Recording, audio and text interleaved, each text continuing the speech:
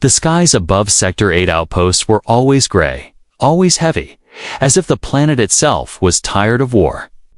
Sergeant Ryan stood at the edge of the metal watch platform, scanning the barren land beyond the energy fence. It had been quiet for days, which meant trouble was coming soon because peace never lasted long here. Then came the alert. A single small ship, fast and strange in design, broke through the outer radar. It didn't answer calls, didn't send codes. The soldiers below grabbed rifles. Alarms rang. Shields lit up red. Ryan jumped down to the ground, barking orders, "Hold fire unless I say." The strange ship landed slowly, hissing and steaming. Its door opening with a soft click. Everyone aimed their weapons. And then stared in shock. Out stepped a figure just 4 feet tall. Covered in silver-black armor, too large for her small body. She looked like a walking toy soldier, but her steps were steady, fearless, each boot hitting the ground like thunder. Her helmet opened, revealing a young alien girl with sharp blue eyes and violet skin. She looked like a teen, maybe younger, her face calm but cold. A whisper passed through the soldiers. "That's it. That's the enemy." "She's tiny." The alien girl stopped in front of Ryan, looked up at him. He was over 6 feet tall. Strong built, the kind of man people didn't laugh at. But she smirked and said loudly, "You're big, but slow, like a fat sand cow." The entire squad burst out laughing. Even the tech operator dropped his scanner. Chuckling, Ryan, however, did not smile. He stared at her, eyes locked with hers. "Name and reason for landing," he said. Voice calm but cold. "I am Zyra Veltrin, warrior of the Xene race." She said proudly, sent by the Empire as a tactical specialist. She looked around and added, "But it seems I've been sent to babysit giants who move like sleeping slugs." Ryan clenched his jaw, but said nothing. She was clearly trying to provoke him. She stepped past him and added with a grin, "I hope you humans have beds strong enough not to break when you roll over." Everyone laughed again. Ryan said nothing. Just followed her silently, noting the way she walked quick, graceful, almost like a dancer, in the command room. The captain met Zyra and explained the situation. Multiple ambushes had taken out the eastern units, and now Sector 8 was the only line between the enemy and the core cities. Zyra listened, arms crossed, eyes sharp, when asked for a plan. She pulled a holodyne and projected maps and attack simulations. Ryan, standing behind her, was shocked. Her ideas were bold, smart, and dangerous. She might look like a child, but her mind was deadly. Still, she kept teasing him at every turn, calling him the mountain with no brain or the big one who blocks the door. It was as if mocking him was her favorite game.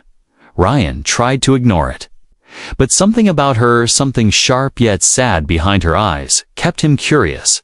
That night, while the others drank and rested, Ryan walked outside for patrol duty.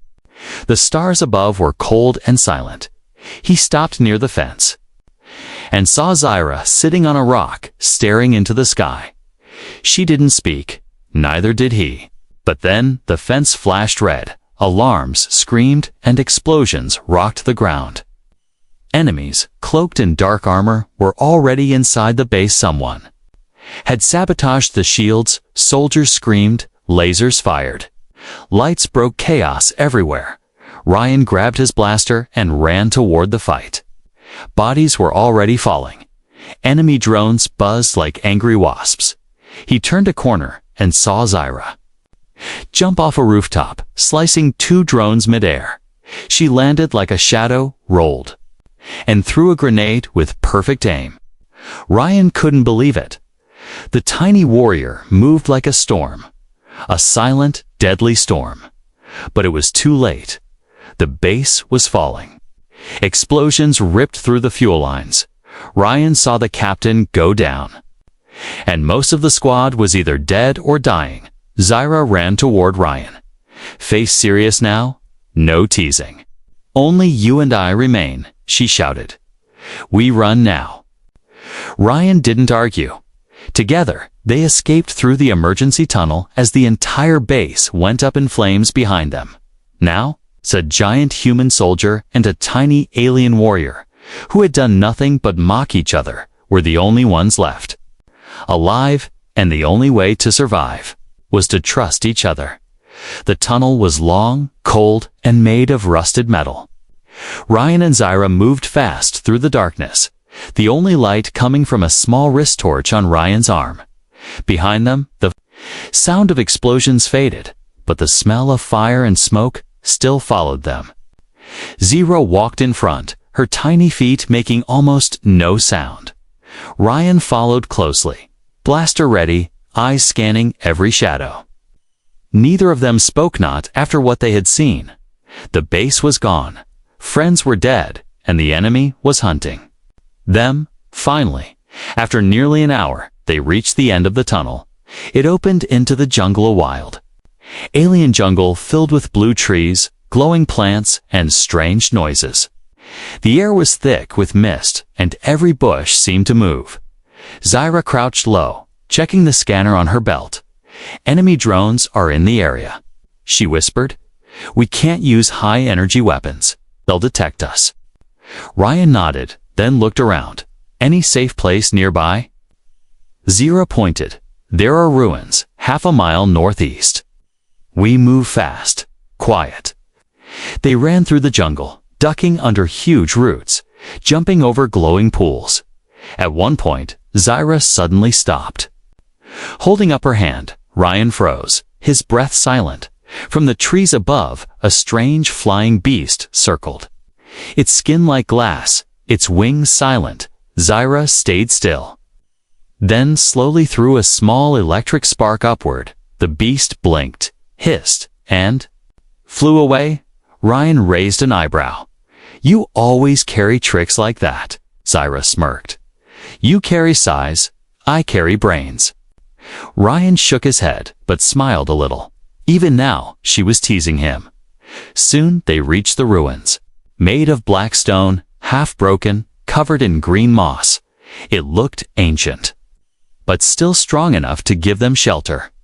Zyra checked the place for traps or movement, then gave a small nod. Safe, for now.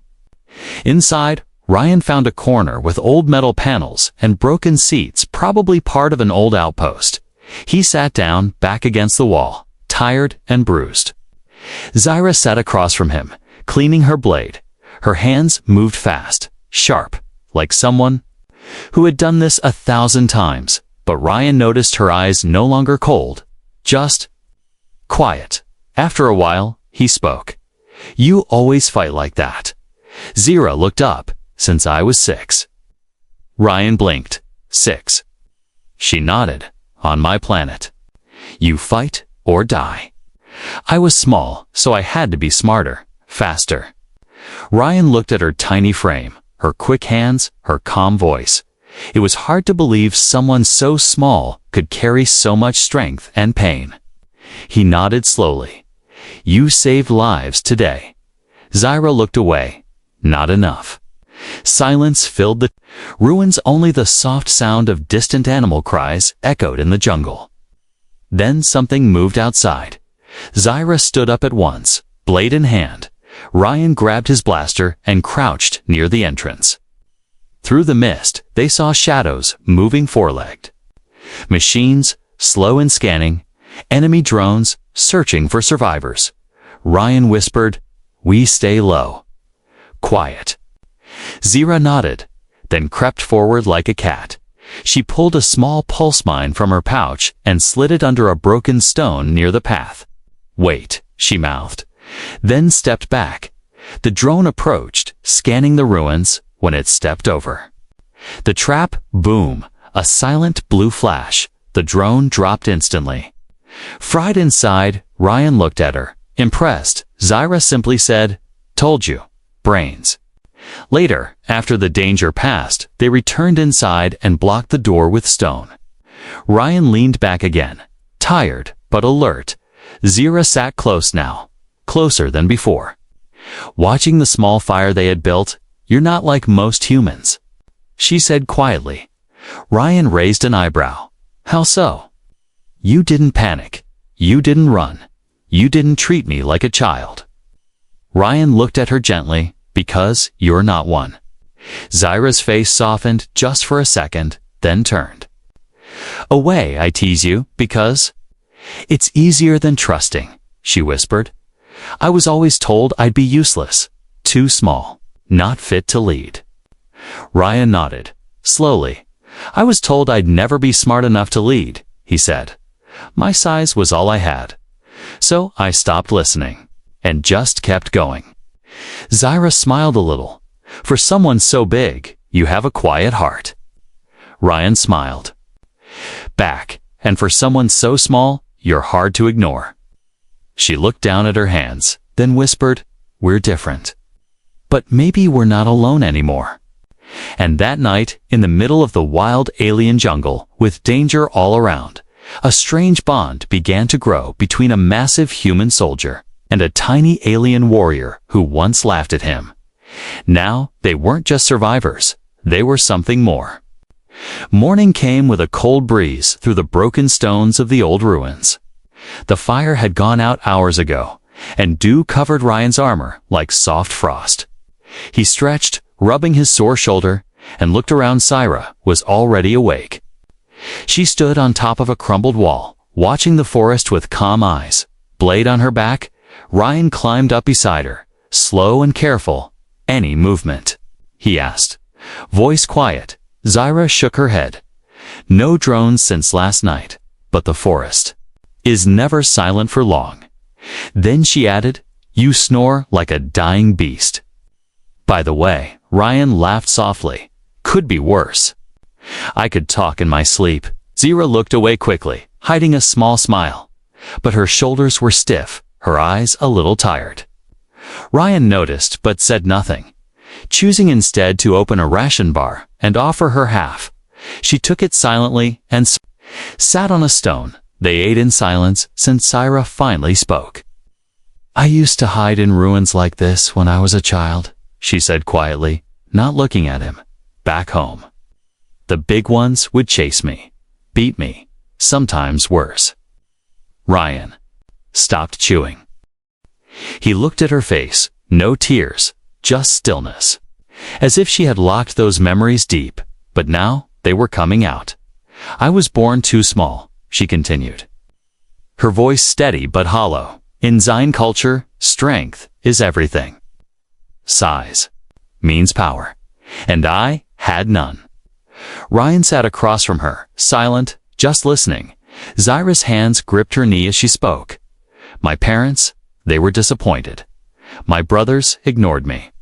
My commanders laughed when I joined training." Her voice dropped. "They said I'd be better used as bait." Ryan felt anger rise inside him.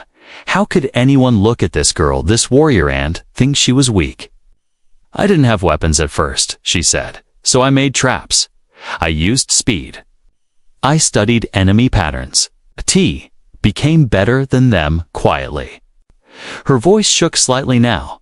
"But no matter how many missions I won, they still saw me as less." There was a long silence, only the wind whistling through the trees. Then Ryan said softly, "They were fools." Zyra looked up, surprised. He leaned forward, meeting her eyes. "Back home, I was the slow kid. My brother was the smart one.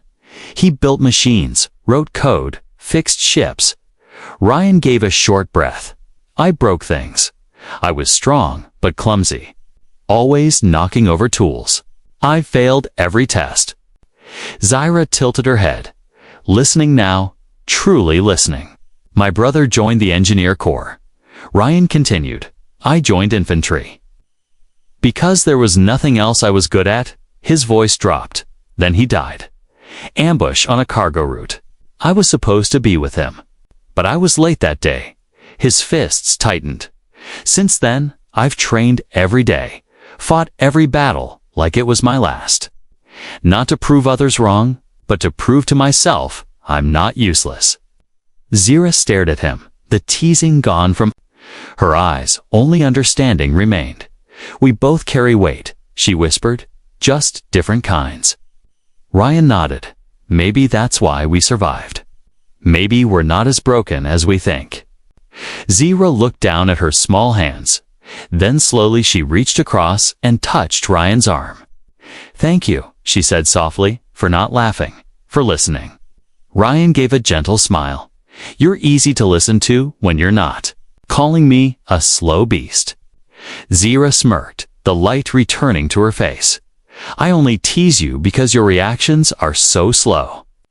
It's like watching a big rock try to think." Ryan rolled his eyes, but chuckled, and just like that, the weight between them eased a little. Later, they prepared to move, gathering supplies and checking weapons.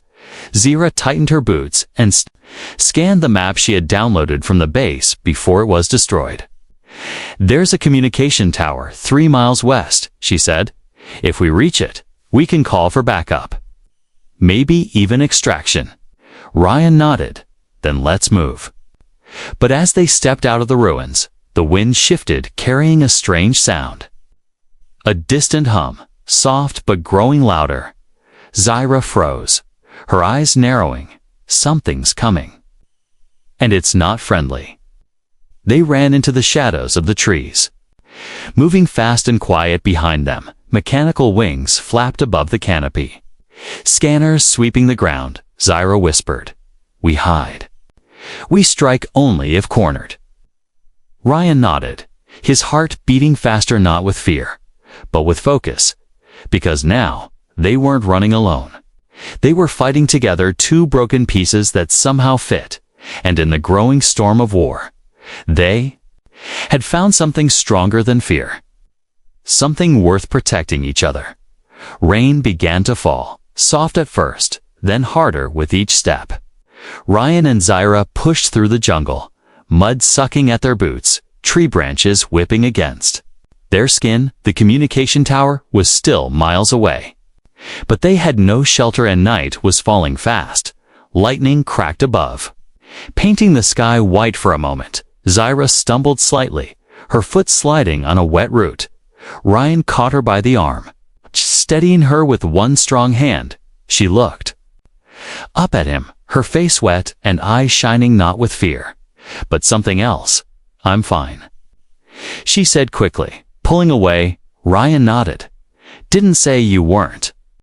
The rain turned into a storm, wind howled like wild beasts, and thunder shook the earth. They needed cover. Fast through the trees, Ryan spotted the dark shape of a half-buried ship, wreckled, broken, tilted sideways, over there. He shouted through the wind. Together they ran toward it, boots splashing in deep puddles. Inside, the air was thick and musty. The smell of metal and rot heavy in their noses, but it was dry, and it was safe for now.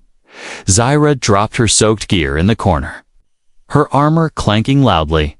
Ryan lit a small emergency heater from his belt pack, placing it between them as they sat on opposite sides of the room. The silence grew loud again. Only the sound of rain beating against the wreck echoed in the darkness. Ryan glanced at Zira, her small body wrapped in a cloth she had pulled from a storage locker. Her hair, now loose, was sticking to her cheeks. Her eyes softer than usual. "You look different," Ryan said gently. Zira raised an eyebrow. "Better or worse?" He smiled, warmer, like a person, not just a blade with legs. She chuckled softly. "And you don't look like a mindless rock right now." He laughed quietly, then leaned back against the wall. "Weird how fast things change," he said, staring at the roof. "2 days ago, we were strangers. Now we're hiding from death together." Zira nodded slowly, her gaze distant. "Most of my life, I've been alone. Even when surrounded by people, I felt like I didn't belong." She looked at him, her voice soft. "But here, with you, I don't feel that way." Ryan turned to her, surprised by the honesty in her voice. "You're not alone anymore," he said firmly. She looked at him for a long moment. Then, slowly, she crawled closer to the heater, sitting beside him, shoulder to shoulder. The warmth from the small flame wasn't enough to dry them. Zyra began shivering, her tiny form shaking uncontrollably, without a word. Ryan pulled off his thermal jacket and wrapped it around her. She flinched at first, then relaxed, leaning into his side. "You're warm," she whispered. "You humans are always warm." He chuckled softly. "You're not so cold either." They sat like that for a while, no teasing, no jokes, just quiet comfort. Zyra's head slowly dropped against his chest. Her breathing softened, steady, safe. Ryan didn't move, afraid to wake her. His heart beat calmly now, his mind no longer. Racing outside, the storm roared, but inside the wreck, there was peace. Zyra stirred slightly in her sleep and whispered, "Don't leave me." Ryan tightened his arm around her. "I won't," he said softly. "I promise." Hours passed, and the storm began to fade, but neither of them moved that night. Something deep shifted between them, not just trust, but something warmer, more fragile, more real. It wasn't about size anymore, or strength, or who was faster, or smarter. It was about safety, about understanding, about two lost souls, finding each other in the dark. And when morning light finally crept through the cracks of the old ship, Zyra opened her eyes slowly. Still resting against Ryan's chest, she looked up at him calm, no teasing in her eyes, only quiet warmth. "Morning." "Tiny warrior," he said with a smile. She smiled back, small and honest. "Morning, gentle giant." For the first time, she didn't pull away. She stayed close. Because something had changed forever. The morning after the storm was quiet. Too quiet, Zyra and Ryan packed their gear in silence, their movements slower, more thoughtful. Something between them had changed, but neither of them spoke about it, not yet. Zyra tightened the straps on her armor, avoiding his eyes. Ryan handed her a water pouch. Brushing her hand lightly, their fingers touched for a second too long. She looked up, and quickly looked away. They stepped out of the wreck. The jungle fresh and dripping from the rain, but the air was tense.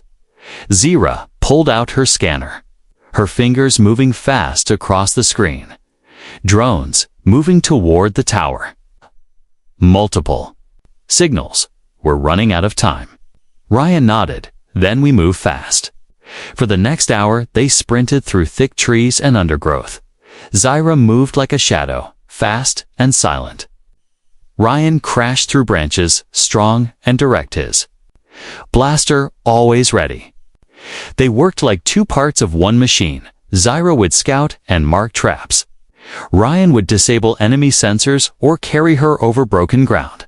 They didn't speak much, but they didn't need to. Their bond had become something silent but powerful. At one point, Zyra stopped and pointed ahead. In a clearing stood a downed enemy drone.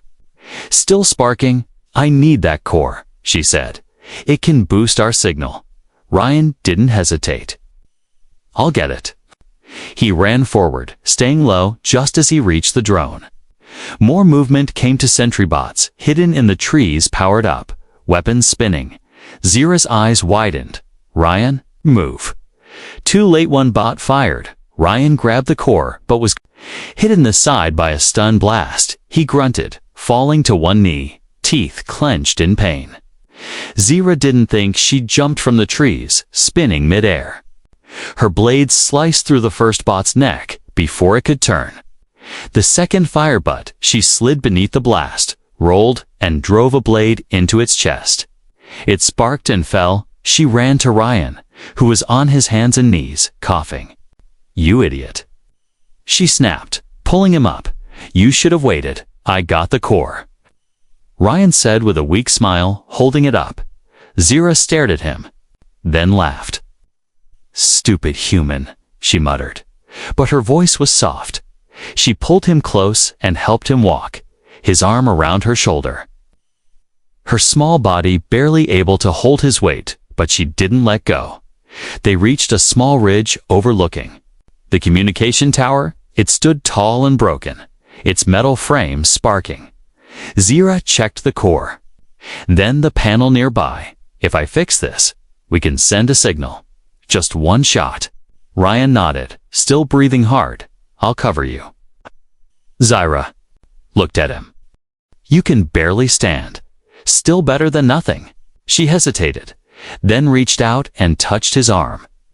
Don't die, she said quietly. Not before. Not before I tell you everything. He blinked, confused, but she was already moving. Crawling into the control hatch, Ryan took position near a broken satellite dish, setting up a defense line with old crates and debris. His blaster ready, hand shaking slightly, but heart steady.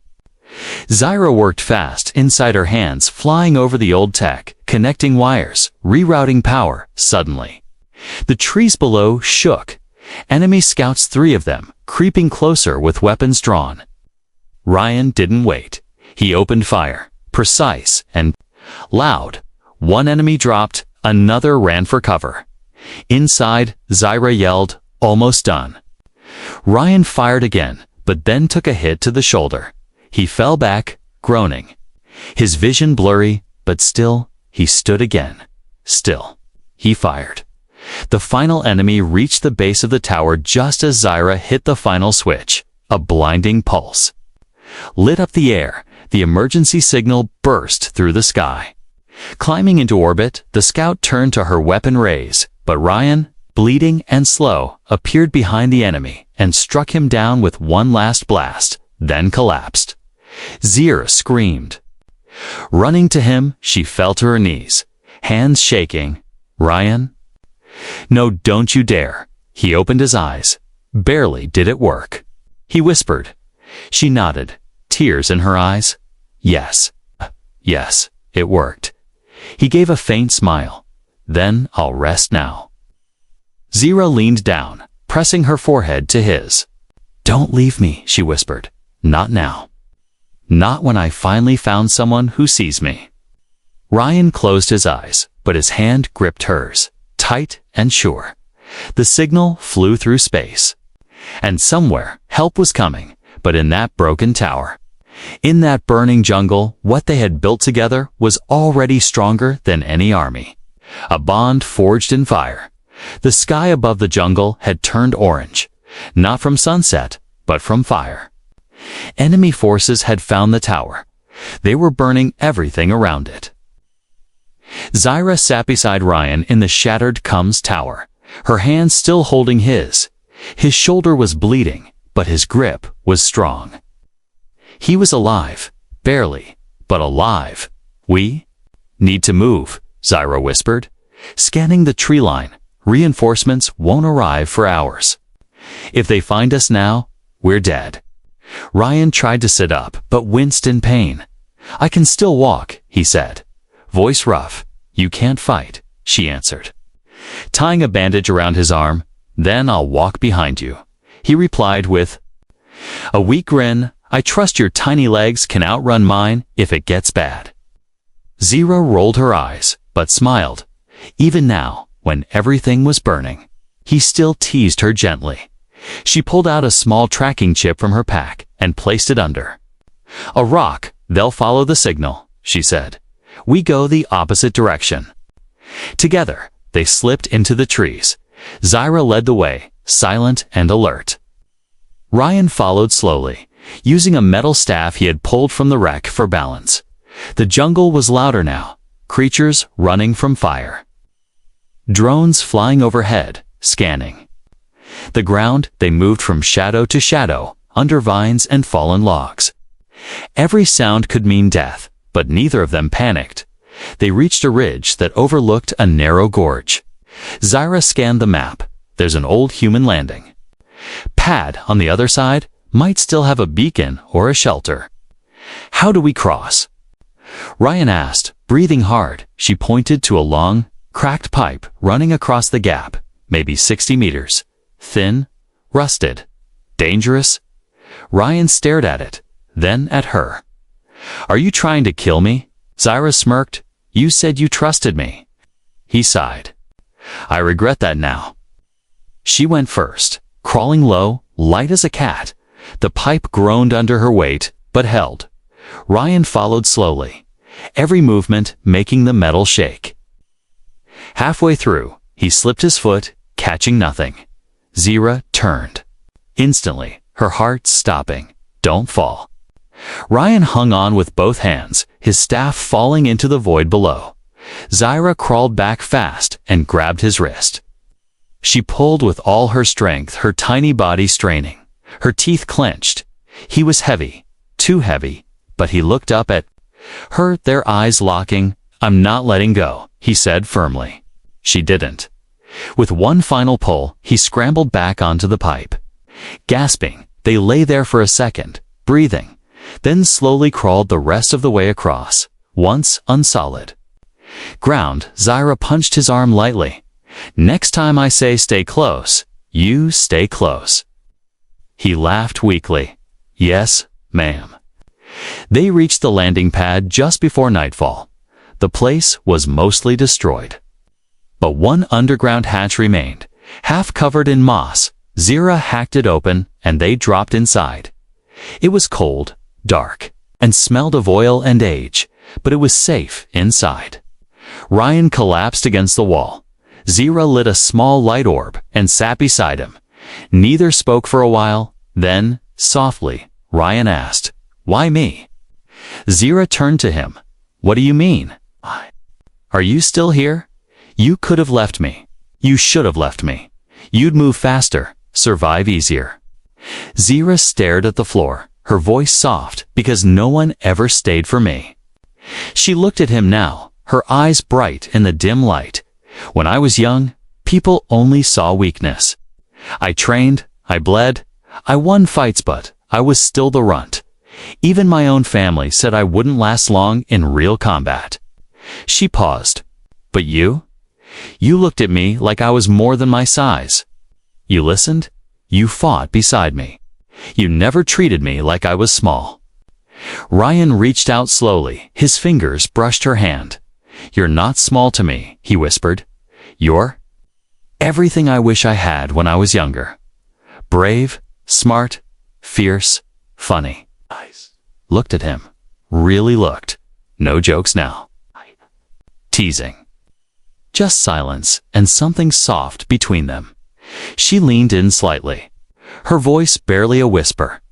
I've never had someone who made me feel safe.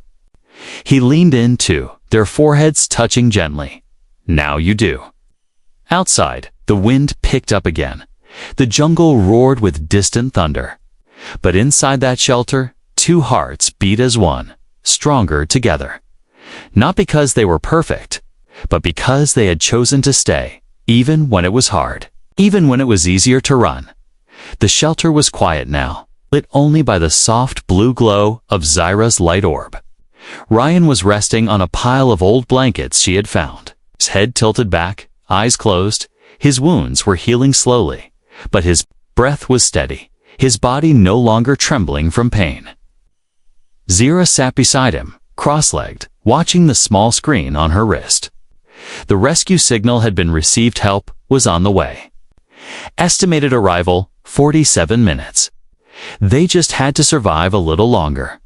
But Zira wasn't thinking about survival anymore. She was thinking about what would happen after. Would Ryan be sent back to his unit? Would she be returned to the Empire as a field success? Would they be separated again, just like all the good things in her life had been taken before? She looked at him now, this giant, gentle man who had become her shelter. He stirred and opened one eye, still staring at me. Huh?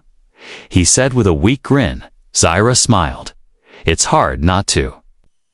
You take up half the room. He sat up slowly, groaning.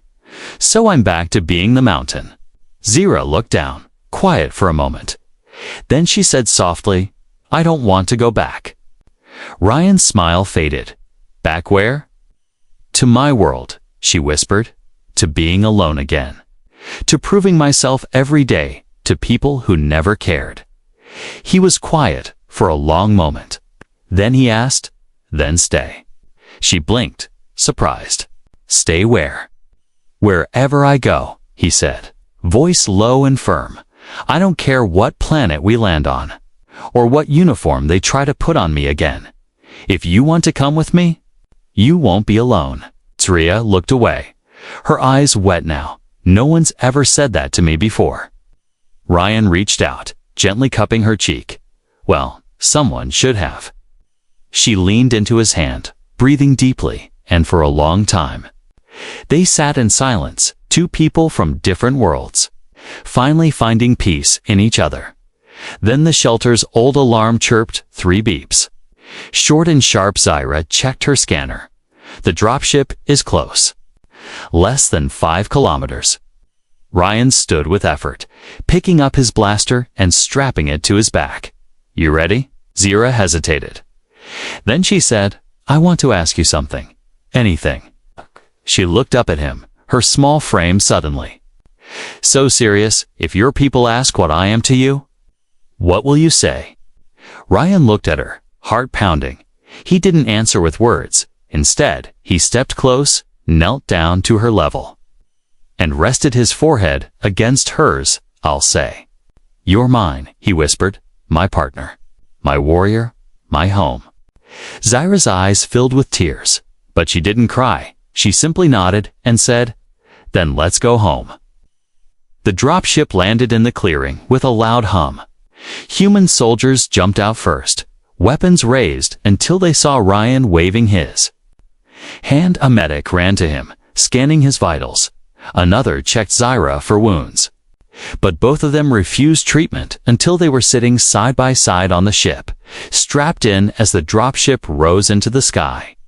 Zyra looked down one last time at the jungle, at the place where it had all begun, where she had teased him, mocked him, where she had tried to stay distant, and where, finally, she had let someone in.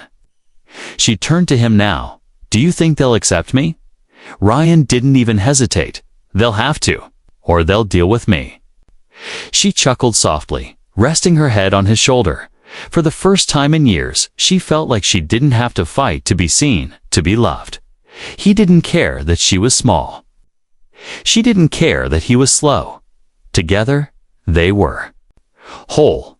And as the stars returned above them, and the war-torn planet faded behind, Zyra knew something she had never known before.